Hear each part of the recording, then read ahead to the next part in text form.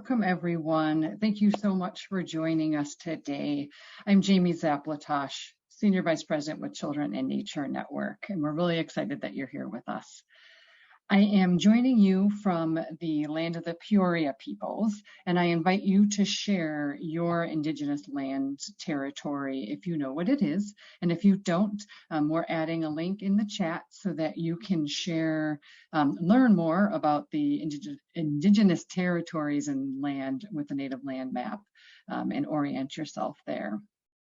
Before we dive in to the content of today, I wanted to share a few housekeeping items. First is that we have enabled closed captioning, so you can turn that on.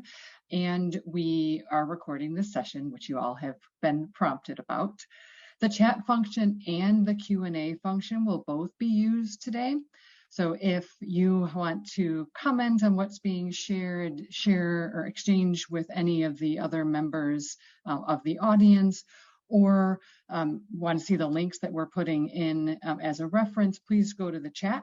But if you want to ask a question of Brenda or Joaquin, you'll want to add that into the Q&A function on the Zoom screen, on the bottom of your Zoom screen.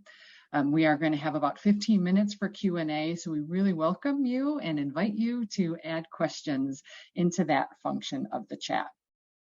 Now, as a child, I was fortunate enough to have a park across the street from my family's apartment and a garden and a tree in my backyard.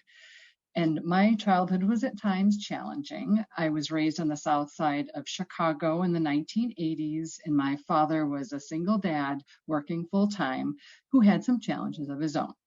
And I know that it was really imperative for me to have that green space around me to view, to sit in, to play in, to help me cope with the immediate experiences I was having, but also to help me thrive in the long term as an individual.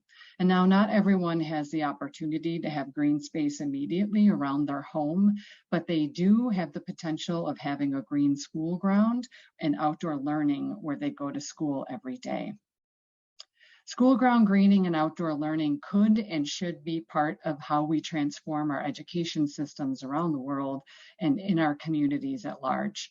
It isn't a new concept to integrate nature into school grounds and learn outdoors, but it isn't a widespread idea yet. And yet these interventions can positively impact learning, mental health, collaboration, help educator retention, and support community cohesion by being open to the public after school hours, and mitigate climate effects such as urban heat island and capture stormwater. Since November 2021, Children in Nature Network has been working with Salzburg Global Seminar, the International School Grounds Alliance, the International Union for the Conservation of Nature Commission on Education and Communication, Nature for All, the Institute of Youth, Education and Families with the National League of Cities, and work together to identify and disseminate successful approaches from around the world to help us identify as a society how to make significant progress in addressing complex interrelated problems. And our funding for this project is generously donated from the Robert Wood Johnson Foundation.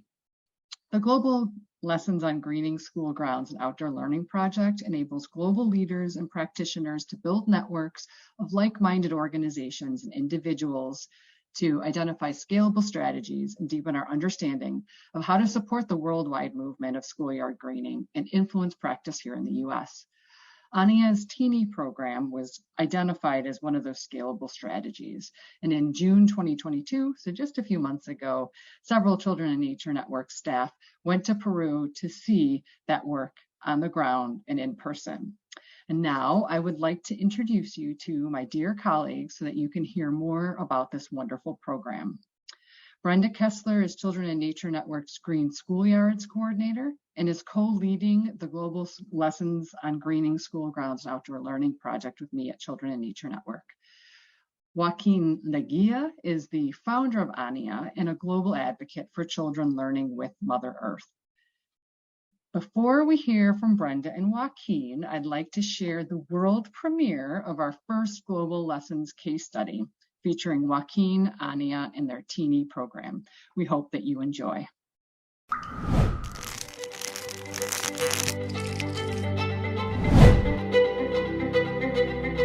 Every child should have like a little garden, a little place where they could be loved by Mother Earth and they could love Mother Earth. I got inspired to create Ania and later Children's Lands methodology because of my childhood, because of this garden. Children's Lands is an area of land given to children and youth too, that can be from 3 plant pots or a forest of 20 hectares where they are in charge of that area. They nurture life and biodiversity in that place, having nature or Mother Earth as their best ally. And with her, they do things that are good for themselves, for other people, and for the planet. Los estudiantes aprenden con la acción. Por eso ellos siembran, hacen su compost, clasifican las plantas que van a sembrar, investigan y su espíritu investigador está ligado al cuidado responsable del ambiente. Hacer la Biohogar me ha permitido ser parte de este gran cambio para cuidar el medio ambiente y el planeta.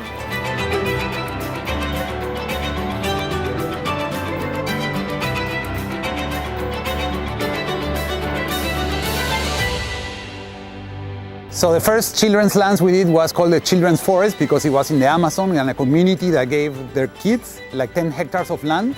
Comenzamos de nada, donde no había nada, ni una sola flor. Es más, no teníamos ni acceso al agua. Para mí son unos héroes porque se esforzaron tanto, se comprometieron tanto con el trabajo. Vi en ellos cómo empezaba a crecer ese cariño con sus plantas, las cuidaban, no querían que las pisaran. Verlos ahora y el cambio que ha hecho en ellos, tener la Tini, es muy grande. That experience started thriving, and then people found about that, and we start training from Brazil and Bolivia to replicate the methodology in their countries. Within Peru, we started going to the jungle, and then it went to the mountains, and then to the desert, and then it went to the cities. And then in the cities, he went to schools and also to homes. Then the Ministry of Education of Peru said, oh, we want that in 2015. So they adapted it as a methodology, and today it's called ESVI, Espacios de Vida, Life Spaces. 2 years after that, the Ministry of Education of Ecuador did the same. So it went to Ecuador, and then it went to Rapa Nui, Eastern Island, and then today it's in 10 countries. A veces están en el aula y están como que cerrados. En cambio, con el ambiente parece que le da más eficacia para sus aprendizajes y lograr esos niños competentes, creativos, investigadores. Porque a veces pregunta, Miss, ¿y por qué esto? Miss, ¿y por qué dónde va la hormiguita? Miss, acá la mariposa. Miss, tiene colores. Se involucran por cuidar nuestro ambiente maravilloso. Suddenly, what is all like plain, suddenly starts becoming alive. Not only in the place, but in the heart of people. What climate change demands on us is a change of hearts. That's definitely. Every school should have nature within. Second, every child should have access to that nature. 3, nature herself or Mother Earth should become a teacher or be recognized as a teacher. And why? Because who better than life to teach us how to know her, love her, and care for her.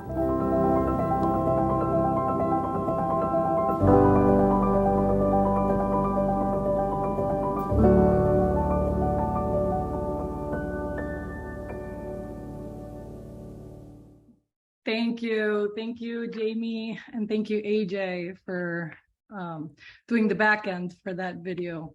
So I hope everybody enjoyed it. It is also available on our page, on the page my colleagues have dropped in the chat, schoolgroundgreening.org, and feel free to watch it again or share it out. Joaquin, hola. Hola. How are you? Well, very excited to, I have a lot of thanks to give, for this opportunity.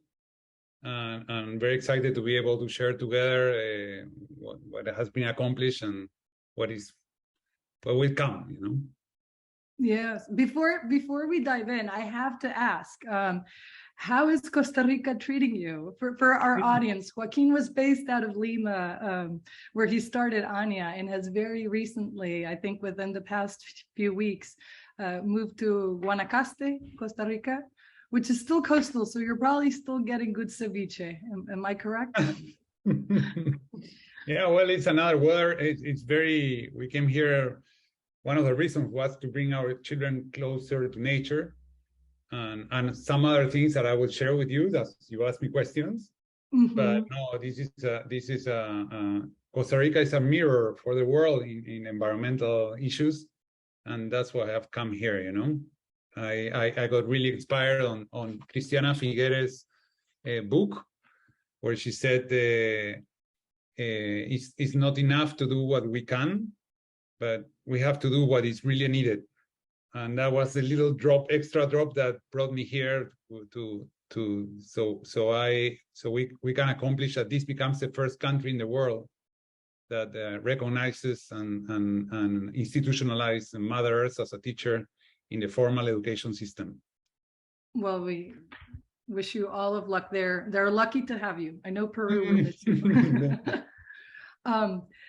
So I want to begin this conversation with your grandma's garden, which I'm sure your children will be missing it as you move to Costa Rica. But we saw a little glimpse of it on the video. Your grandma's garden was a very special place during your childhood, and I had the privilege of visiting it and listening to you share stories, great stories about that very special place. And I would love to for you to share with our audience how this garden shaped you and then later inspired you to create Anya. Sure. Well, I was like 4 years of age when my parents got divorced, and we moved to my grandma's house, which was nice and had a beautiful garden. And next to that house, and as part of it, separated by a big wall. I used to call it Chinese wall when I was a little boy. There was like a secret garden, you know. And a few days after I moved there with my brother, who has special abilities, he's 2 years older than I am. We went in, and suddenly I went in, and I went like, oh my God, this is a jungle, and I'm Tarzan. My hero was Tarzan at that time. And that place quickly became a refuge for us. It's a place that gave us emotional containment. I think that's the word in English. And it's a place that gave me three things besides emotional containment. You know, it gave me freedom, it gave me security, and unconditional love. It gave me freedom because in my family, the circumstances of my family, my grandfather, long time ago, he was president of Peru, and but there was always this stigma that I should become a politician or a lawyer because my father was a lawyer, and that's all good, the people that do that, no? But I didn't really have it inside, and that place gave me the freedom to be who I wanted to be and listen to my inside, you know? And so it gave me that freedom to be. It gave me security. I remember when my mother looked for me to do the homework, I was hiding behind some secret place there, and no one ever found my spot. I shared it with a little rat, so I didn't call her off, and she didn't tell that I was there. So we make a little bonding there, and it was a place I always felt secure, and it gave me unconditional love, because even if I was happy, I was sad, or I was just bored, she was always there for me. And it's a place where I always say that I met Mother Earth and she met me. I always share, no, that she taught me two things. That place taught me two things: that it not only exists what you see, it also exists what you feel, and it's up to you to make it seeable. I don't know if that's a word, but you understand me, you know, visible. It's okay. You can make up words. We'll forgive you. Okay. That's part of with my brother. He had amazing imagination. So he created his own language. So sometimes it just comes out of me. And the other thing I used to have, she taught me so much in that garden. And I remember I had my favorite tree that I always climb when I wanted to feel secure or eat some nut or something. And one day I was really upset and I hit it really hard, I kick it. And of course, I got a lesson there that I was the one being hurt, when I kick others. So I got a lot of lessons, and that place is a place that obviously helped me develop what I call active empathy for life. And it's inspired on that I grew up, and then I went to different universities, and then I kind of like, the good thing about having separated parents is that you tell one story and the other story, and then you can like go like this. And then finally I go to university, and there I understood that I had to work with children and environment, and that there were two pillars for a better world. That this was your mission. Yeah. And then it later became like a little teeny or little children's lands for your own kids. They decorated it, from what I got to see firsthand. And that leads us to our next question, which is for our audience who might be hearing about children's lands for the first time. It'd be great if you could briefly describe what a children's land is, Tierra de Niños, Niñas y Jóvenes, TINI, and what the methodology entails, right? If you're someone who wants to consider this approach, what is a children's land? What gets you in the club? Well, the heart of the methodology is a physical space that is given to children or youth. That can be in the home, school, community, or rural or urban areas. And it can be from 3 plant pots, or one big pot with 3 plants, and I would say why. Or it can be a big piece of land. And in that place that is given to you, you are the one who is guardian of that place, and you administrate it, and your mission or the purpose of having that piece of land is that you can nurture life there and biodiversity with love and joy. Very important, love and joy. Not so technically. The technical part is important, but the more important is the love and the joy. And whatever you do, it has to be good there. Do things that are good for yourself, for other people, and for our planet. And behind that acting is a philosophy that if our decisions and our actions result in well-being for ourselves, others, and the planet, then we're making a difference in this world. We have become agents of change. So TINI helps put that in motion, and it's a place too that children can without consideration, it doesn't matter where you are and your socioeconomic condition. It allows you to know that within you have the capacity to make a better world. It gives you that opportunity, not because someone tells you, but because you do it. Mm-hmm. And once you discover that you have the ability, again, no matter what is your condition, that to make things that are good for you, others, and our planet, then it's like a little window opens in your heart and within you, and then you can see life differently. You don't have to ask permission no one if you can make a difference in this world. It should be the opposite. Everyone should be telling you that you can, but the world doesn't work that way. So that's the core of the methodology. And Mother Earth being a central figure in this methodology. As our team visited each TINI site, whether it was in the Amazon or whether it was in an urban area, we saw a humanized image of Mother Earth placed somewhere in the TINI. It could have been in a little corner or in under a tree, and it was a beautiful image. I would love for you to share the audience how integrating her physically in this way, not just verbally, but physically into a TINI is so important to the methodology. And I remember also you mentioning how children participate and how this image might look, or the children and the community, how they envision Mother Earth. Yeah. Well, interrupt me all you want, Brenda, but we and thanks for reminding me, the Children's Lands methodology the best ally, the number one ally of children is Mother Earth. And with her is that you can do things that are good for you, for others, and for the planet. So why visibilizing her? You remember you asked me before about my garden. I told you the garden told me that it not only exists what you see, but also what you feel. And with my garden and my brother told me to make tangible things that you feel. Mm-hmm. And in that way, then I with time, I realized that it was so important to be able to visibilize Mother Earth. And why Mother Earth as a teacher? Why bring her in, you know? I personally think that we are in the climate crisis or the environmental crisis and the value crisis because we some part of the recent history, we started treating nature as an object, as a thing.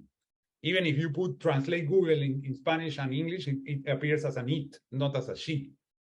Mm-hmm. And then because we develop our vision of the future with that state of mind, then of course generation after generation we left her behind and we assume it's an object, and that has brought us where we are. So on the other side, almost all original peoples tell us that it's a she, all of them. And they're telling, you know, we are one with her and all the things we know. So they say, you know, it's not enough to have nature in schools or in other places close to children, but it's important that children can see that it's a she and visibilize her. So then is when we got the enlightenment and we said, this is what is missing in what we're doing. It's not enough just to have nature present in if we're talking specifically in schools, but it's also, they have to understand that the Mother Earth is there too, and she can become a teacher. So when they see her in the wall, you know, and I have her here, coming to Costa Rica, she's my boss, and I'm working with her. So the idea is when you put her in the wall, kids can go and see, oh, it's a she, it's not a thing, you know, and it's permanently. And not only them, all the educational community, the teachers, the parents, and everything. So a little thing starts changing within. That is invisible, but it's happening, and then you start understanding. Yeah, Mother Earth is a teacher, and she has her own classroom, which is the nature classroom. You know, it's her laboratory. Of course, all the world is a classroom, but let's say in the school, she has a special laboratory, and that's why we did it. That's why we thought it was so important, and it's so beautiful, Brenda, what's happening. I'll just go 1 minute further, because people say, yeah, and you put her, and what happens? No. It's not just putting her in the wall. You have to take her out of the wall and bring her to the classroom. So the first step is that the school warden or however you call it, the director, they sign a document, an official document, bring her mother teacher as a teacher officially. As when you hire someone, of course you want to hire officially hired. Yes. Yeah, she's officially hired with a document, and then the second part is that image is socialized by all teachers, and the teachers sit in a circle, and one holds her image, and then they ask 3 questions. They all talk directly to her.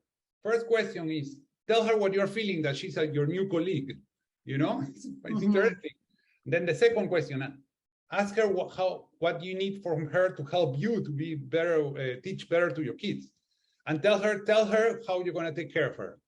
So you do that circle with all the teachers, and then once that is done, of course, it's very transformational within, and then every teacher does the same with their own students, and it's so beautiful what's happening. And then she's there to stay, you know. So I'm sorry for answering long answer. No. I think it's great. It provides a lot of context. So we remember and we start treating nature as a she, as a subject, as Mother Earth, and then we can have a relationship with her in the long term, and she we understand that without her we cannot make it. You know, we need her. Yes. No. I think it's no worry on the long answer. I think it's beautiful.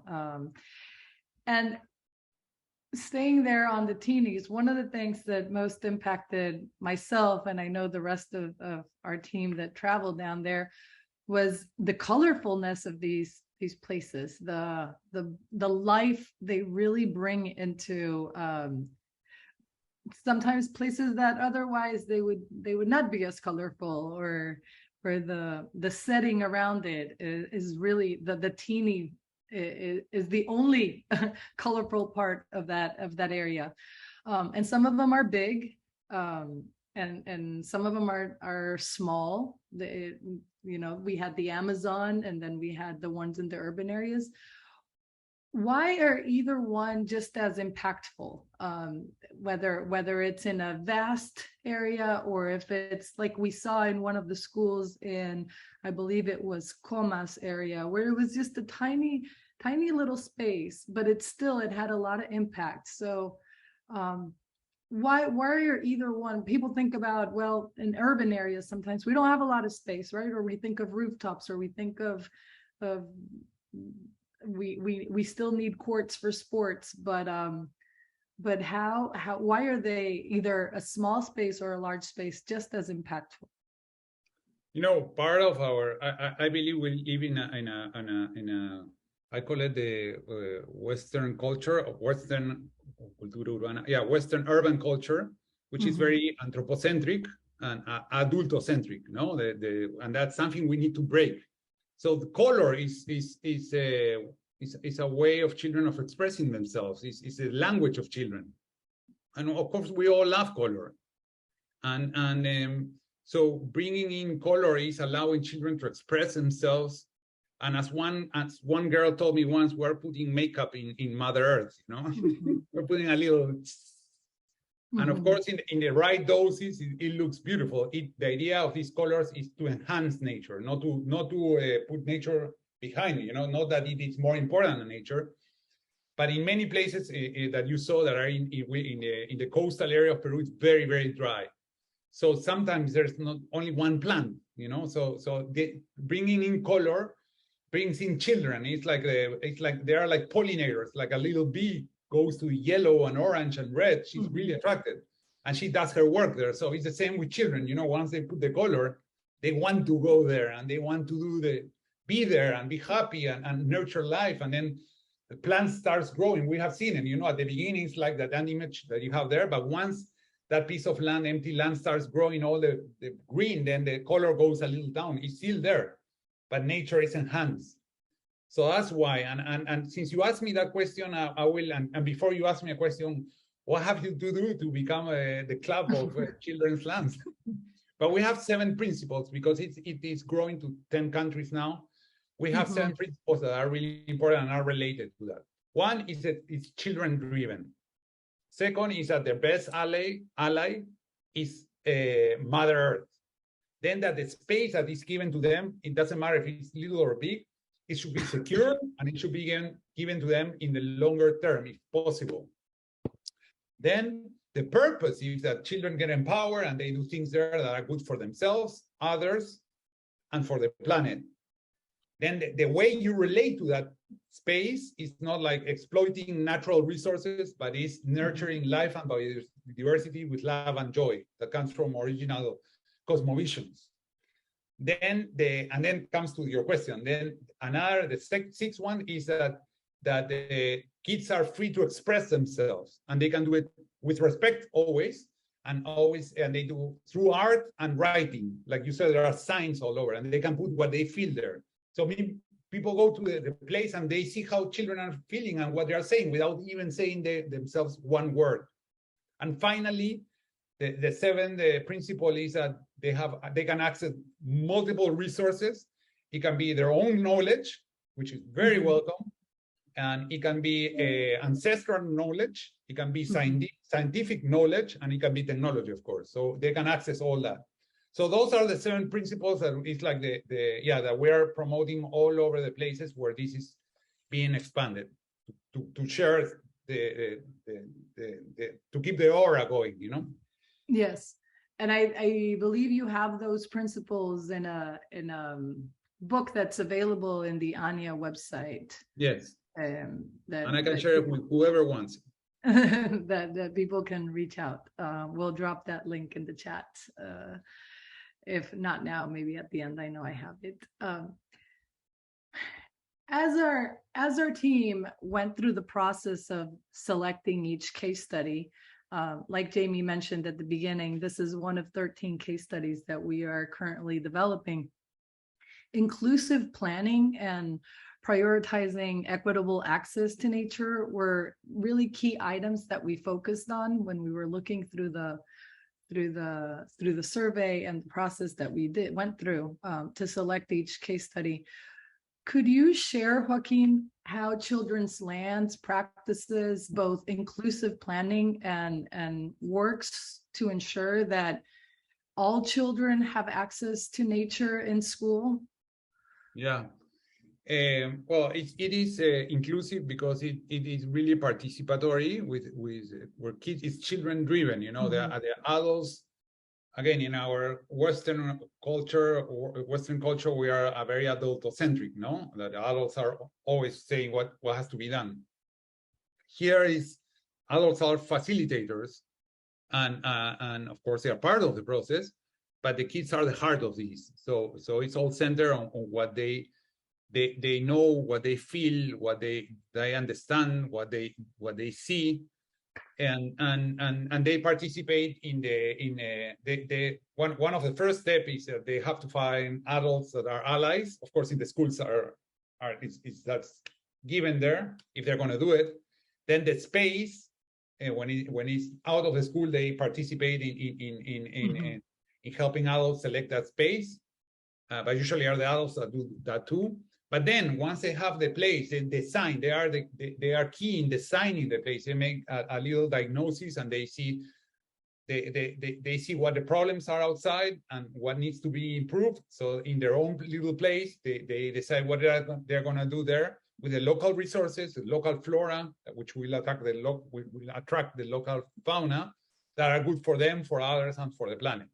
So they are involved in the planning, in the painting, in the design. Then in the implementation, they do what they can do, and adults do what they can do.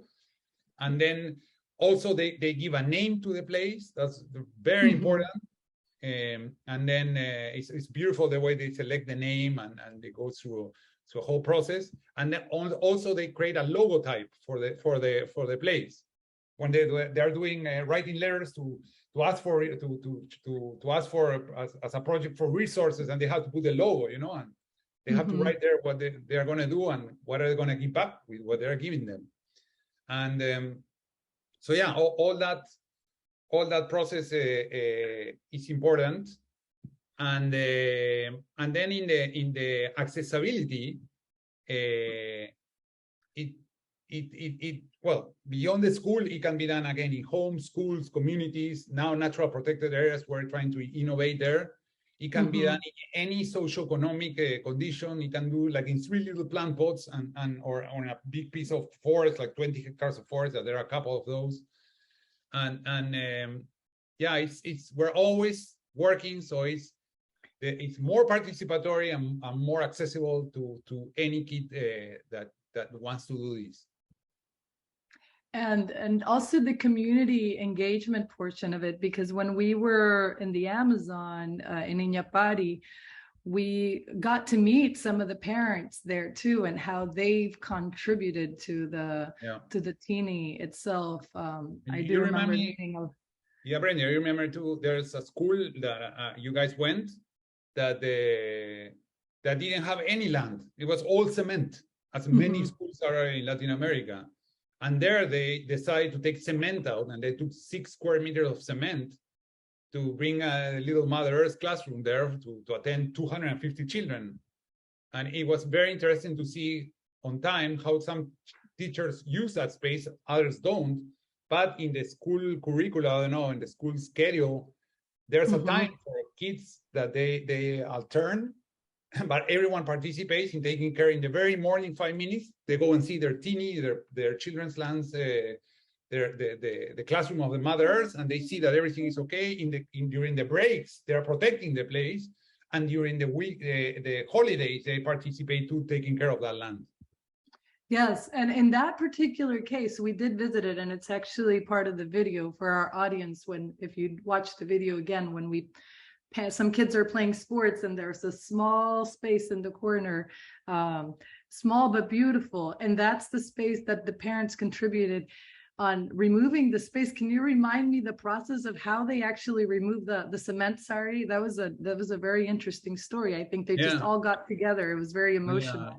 Well, we think that we live in an unsustainable world and we have to move towards a sustainable. So as we have rules to construct, we have to have rules to unconstruct. I don't know if you understand what I'm saying, but to take out, no? And so when we did this, there were no rules to take the cement out. There are no rules. All the rules to put cement on, but not to take them out. So it took us 3 months with the municipality and with the Ministry of Education.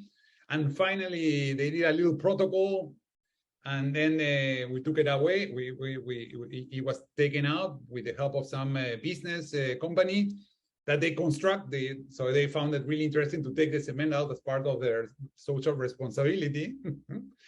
And then all the kids participated, and it was so beautiful. They all had their goggles and a little hammer. And it was like a Berlin Wall, and they all went and already it was moved, no?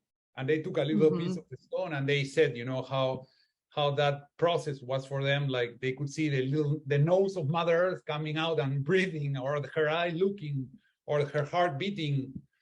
And then, and in that way, they made it theirs, you know. And some later on, when that place was there, it was beautiful to see when kids they were like, "What's happened here?"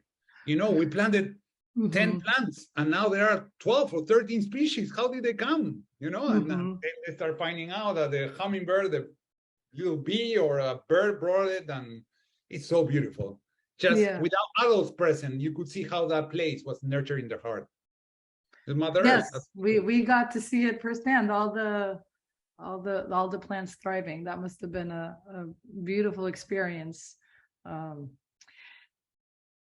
And this methodology, as we mentioned in the video, it has really expanded to more than 10 countries. It's recognized by UNESCO as a best practice in education for sustainable development.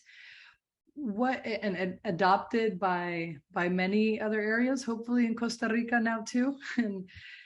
And what makes this model easily replicable in other parts of the world? What do you think has contributed to that expansion? Very interesting question, Brenda. Once we did it in Peru, it took a long time to consolidate, and then when we started doing in other places, there was a lot of ego present. You know, why is this methodology coming here when we have already ours? And they found it a little aggressive, you know, or why in Latin America we have a lot that, you know, Chile and Peru have competition, Ecuador and Peru have competition, and then, why is he coming to Ecuador or a Peruvian initiative or to Chile, you know, and it's a little ridiculous, but that's how it is. So the methodology it quickly evolved to kind of like processor or operation system. You know, like computers. I don't know if you guys who have computer, like it says Intel inside. When you open it, it has a little, and that's a processor. So the Tini became like a Tini inside. You know, it's an operation system. It's like a processor that no matter what you have done, it comes in to make it stronger. Just it's not take it out and make a new one. No, it's to whatever you're doing, is to add a little things, click, click, click, click, click, click, click, and make it work much better, you know. And usually these spacers, the adults are the ones who control the spaces. With his methodology, it's the children that really are the leaders of these. In the many traditional spaces, Mother Earth is very mechanical what they do there, because you're working with an object or not something that is subordinated, or really you don't value its life. While in the children's lands methodology, of course, you're working with Mother Earth, so it's very emotional. And in the logic on the traditional places is exploitation of resources, natural resources. And while on the other one is nurturing life and biodiversity with joy and life, with joy and love.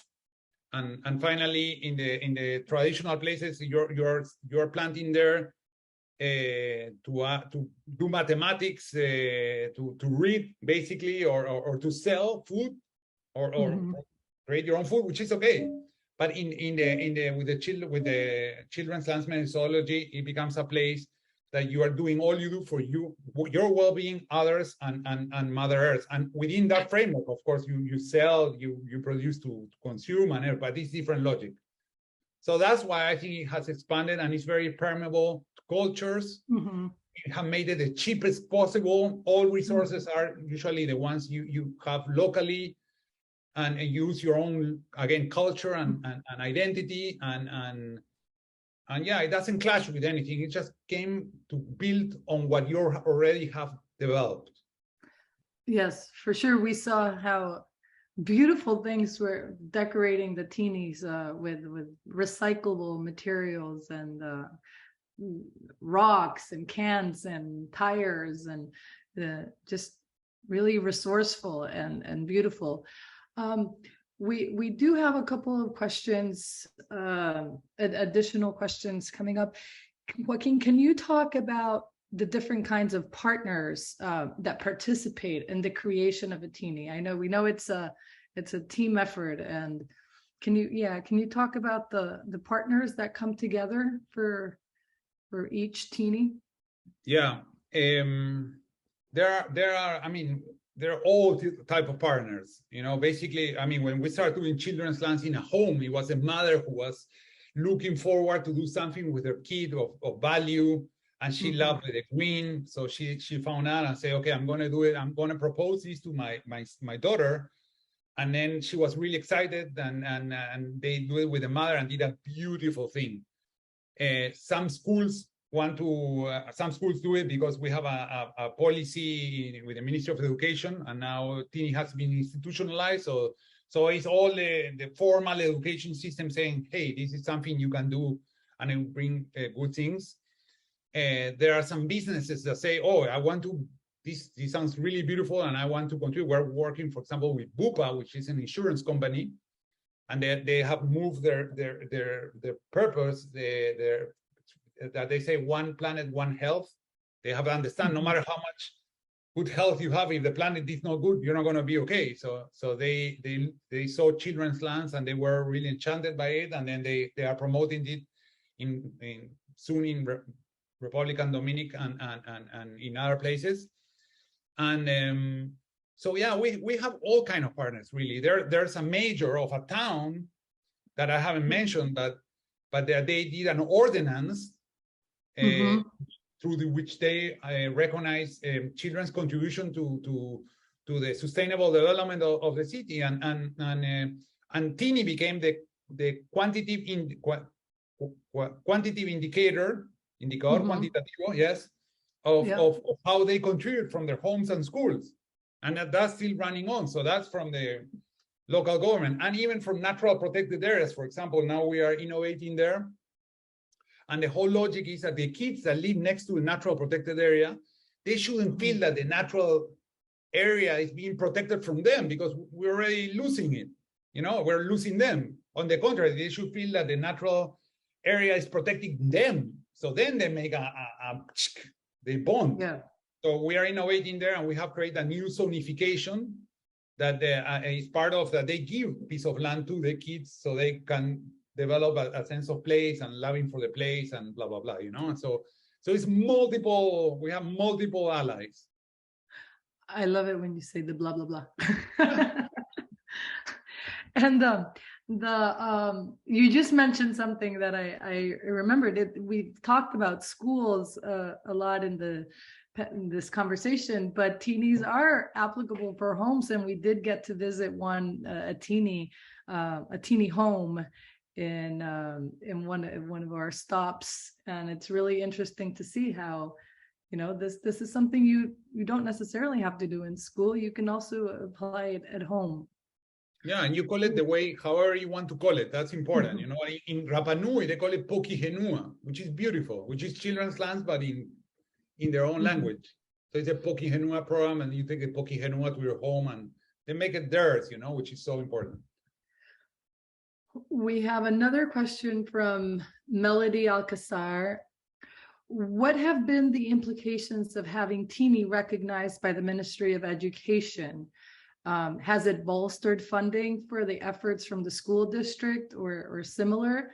And has it helped justify adding teenies into the new or existing schools? Very interesting question.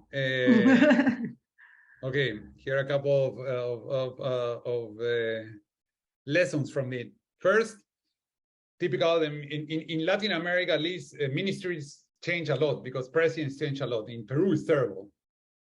But let's say at that time, one minister of education came and he was really good, of course. And then he and his people thought of implementing a program like ours. They looked to other countries, but then within Peru, they found that. And then they institutionalized it. And of course, 6 months later, the minister was not there anymore. His people change because a new one comes and they want to do a new thing. And then the teeny that was going like in schools, then suddenly, and then it just, they left it for other subject. Even they didn't care about the environment, so it went like, ooh. Mm-hmm. But then it usually, in Ecuador, happened exactly the same. It goes like this, then it goes like this, then goes like this, and then it starts going slowly like this. Mm-hmm. And then we have learned that the most important of doing this is not that we are thinking that it's going to catalyze the ministers, the ministry from the let's say from the government. This is going to be pushed further, not. But once it is institutionalized, then teachers, the first questions they ask is this institutionalized or this is extra I have to do in my extra time? Mm-hmm. I said, no, it's part of the curriculum. Okay, I'll do it. So that's what has helped us a lot. That's the biggest lesson there. And the second one is that we were really upset that they didn't put Tini, the name, in Peru, and they call it SV. Mm-hmm. But then we realized that it was better that they call it another name because we have to keep Tini really, really protected, the name, so it should not have political or religious connotations. And sometimes, in politics, they use anything to make a point or do whatever they want to do. Yes. So, yeah, those were the two big lessons. So since then, it can be called whatever you want. And the important thing is that it is institutionalized and then all teachers know that they can do it. It's not something extra. Yes. So it has helped us catalyze. SV, espacios de vida, which we mentioned in the video, life spaces. So yes. Agree. As long as you're doing it, the name is probably doesn't matter. Not the most important part that you want to focus on. A question from Suzanne Gabley. Sorry if I got the last name wrong. Our nature-based preschool in the US believes in many of these pillars. Mother Nature is not God. So is this a secular belief? Or is Tini being secular? No, not at all. Not at all. It is, I believe, how can I say? No. Well, the question is no. The answer is no, but although some people are like a little, this is a little weird, putting Mother Earth as a teacher. But my philosophy on this is this. And I love that question, is when the pandemic, COVID came, the big lesson it has left us is that the only thing we cannot do is the thing that we are always doing, because then the results will be the same. That's my private philosophy. So it's time to do things different. And all original peoples from where we come, they all say, nature is a being, it's not a thing.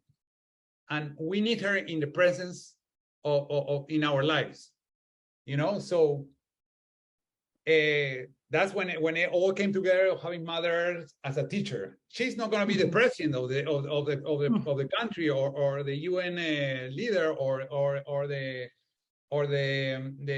warden of the school or the head of the school. It's just going to be one more teacher, that she's coming to bring all her knowledge. Like I said in the video, who better than life herself to teach us how to know her, love her, and protect her. So that's what we're doing. And and the last thing, kids, they love Disneyland.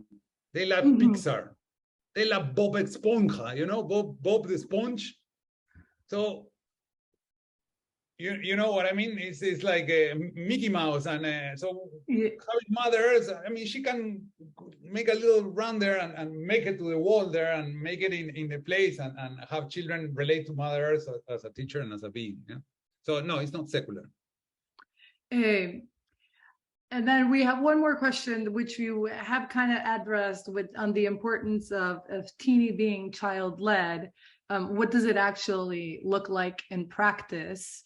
And we've seen how the children participate in the name selecting, in actually upkeeping and selecting the plants that they put in the teeny. What are some other examples of how this is child-led? Because it's one of the pillars. It's one of the 7. It's actually the first one that you mentioned, yes. Right? It has to be child-led. So what other examples of this in practice could you share with us? The kids in the land, in their children's lands, they feel they can come in and out whenever they want. They have certain rules that they make them for themselves to protect that place. It's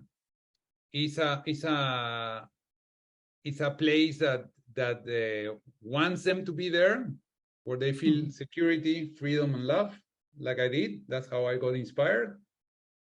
And it's a place where their voice is heard and their actions are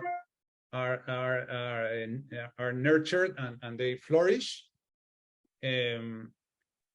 Usually, and maybe I can answer better this with this example, when we started this, we could see that children in environmental education classes, they were taken to, let's say, a beach or a park, and they will, again, all contextualized in Latin America, and then they will clean the beach or clean the park, and then that same students will walk through that place 2 weeks later and it was a mess, or they would have planted trees and there was no trees.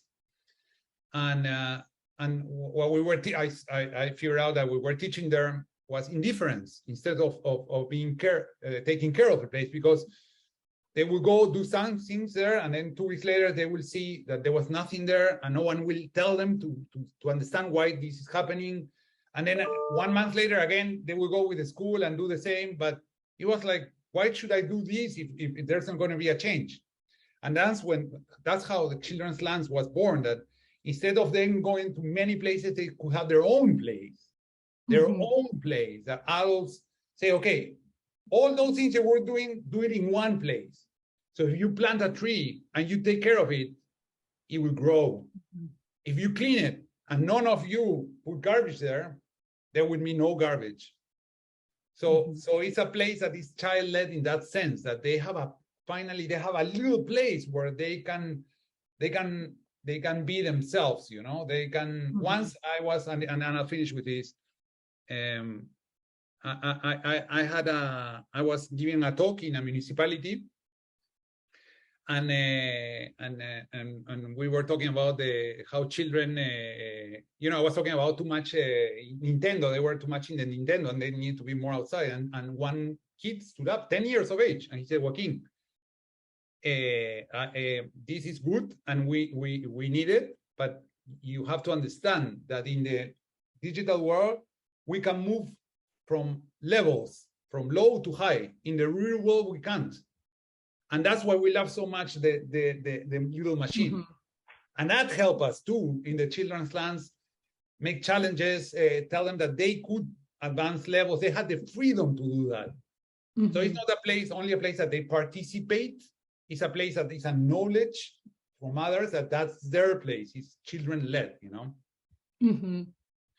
Yes, and it reminds me of when we visited Villa Primavera, the first stop we did, we actually got to see the older kids, the teenagers that initiated the teeny in Villa Primavera, but we met them as teenagers. They were probably in their 15 or 16, and they were I remember one of them saying one of the things that they missed now that they were in the city, they weren't out in the Amazon area.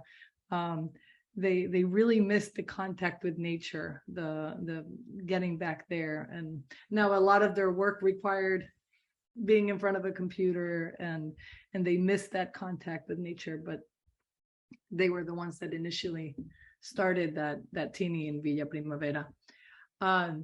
We are almost at time. I want to give a little bit of space for one more question to pop up. In the meantime, if you have any last words for our audience of this inspiration, I see some members of our audience are working in green schoolyards here in the US, and things move along sometimes slowly, not as fast as we want, or ups and downs, like you said, you go up. And any final words of inspiration for our audience that is working in this field? And yeah, listen, I after working 27 years on this and seeing all that, I do believe that all of us who are working on this, and I am really happy Children and Nature Network exists, and Richard Louv wrote that book, that famous book. And I do, maybe people would say, oh, I don't know about this guy, but I really feel, we have it. We have an opportunity, a tangible opportunity to make a difference in the world.